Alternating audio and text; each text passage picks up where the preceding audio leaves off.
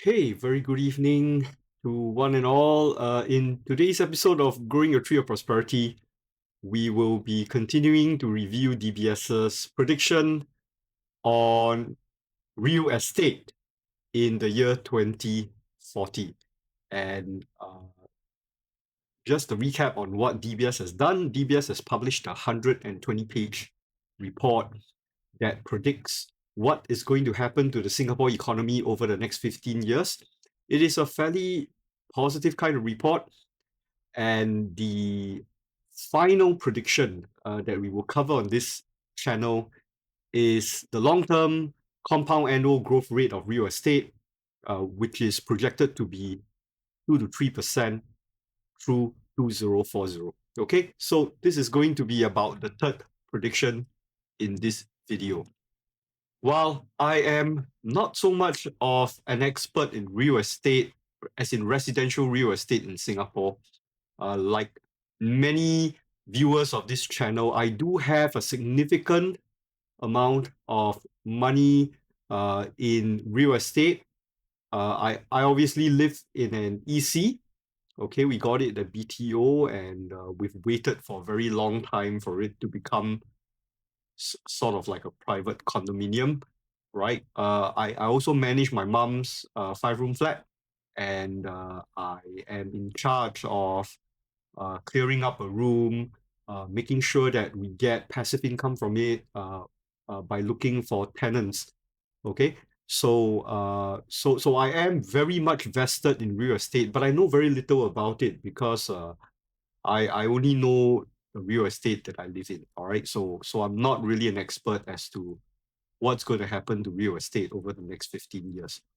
All right, and this is not new. All right, Singaporeans are generally very bullish on real estate as a wealth generating engine. It is one of the hidden compacts between a Singapore citizen and the government of the day. Generally speaking, if you are Singaporean, you play by the rules, do your NS, you get married and you have kids. And if you are lucky enough to get a decent BTO, right, and it can be given to you, well, I mean, when you buy it, it is about 5 to 6 times your annual income, right? Um, so when you pick up a BTO, it comes with very generous capital gains. Okay, and then subsequently, with the pot of gold that you have sitting in your HDB flat, you can obviously continue to stay in your unit like me.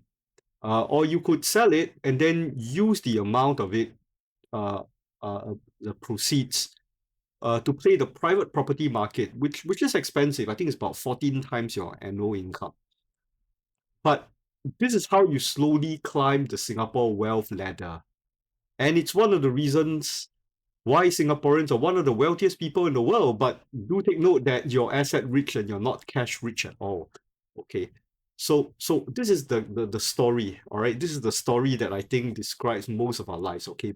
But you gotta be a P-man, you gotta sort of like play the game, you know, very, very tactically. Okay. Now compare that with what US financial gurus say about real estate. Okay.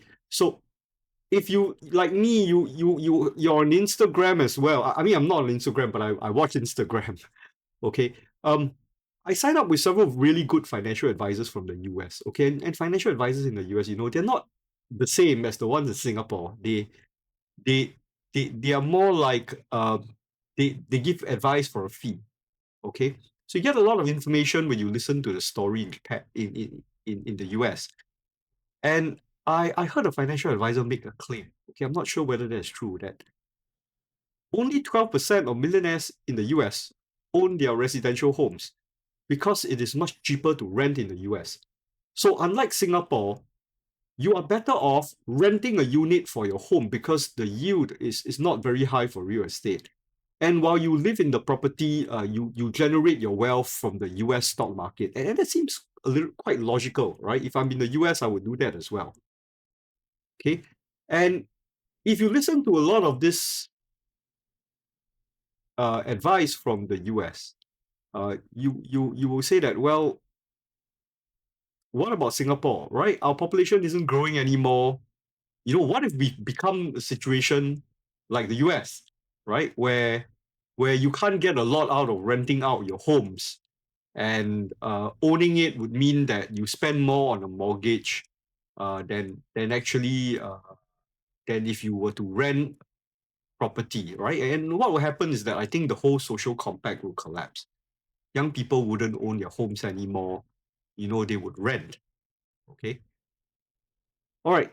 But I think the idea of prices increasing in Singapore at such a breakneck rate like the last 10 years is also quite difficult to imagine, right? Because if you tell me that, for example, real estate, the my executive condominium almost doubled in value within 10 years, right?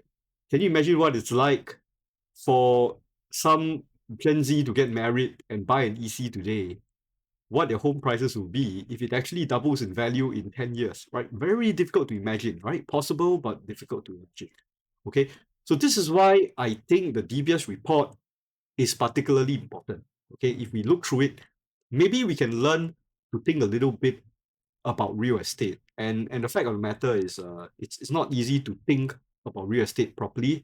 Like I said, the spirit by which we read the 120-page report is not to hold DBS responsible for the future.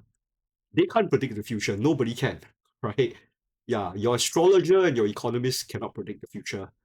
But more importantly, I want to see their working. I'm not interested in their maths problem answers. I want to see their working so that we can learn a little bit and learn how to think, like, for example, a DBS economist. Okay.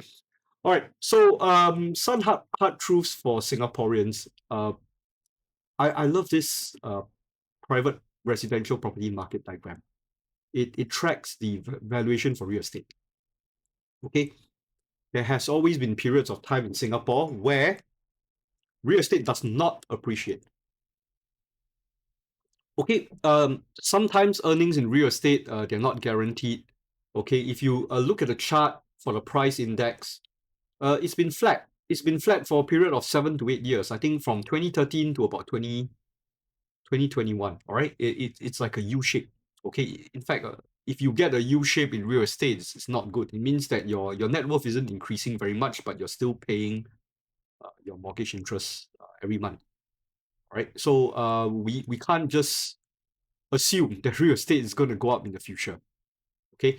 The other thing is we've just emerged from a regime of high interest rates that makes servicing loans a struggle. So over the next 3 to 4 years, as interest rates go down, I would expect real estate to appreciate a little. All right, to appreciate a little. That's logical. Okay. So let's talk about three big real estate trends in Singapore. So how DBS does it is they will try to tell you what the big trends are, okay? And the big trends are population growth, rejuvenation of aging urban centers, and decentralization. Decentralization being the movement of some office buildings out of the CBD area and into the heartland so that it's easier for people to travel to work, okay?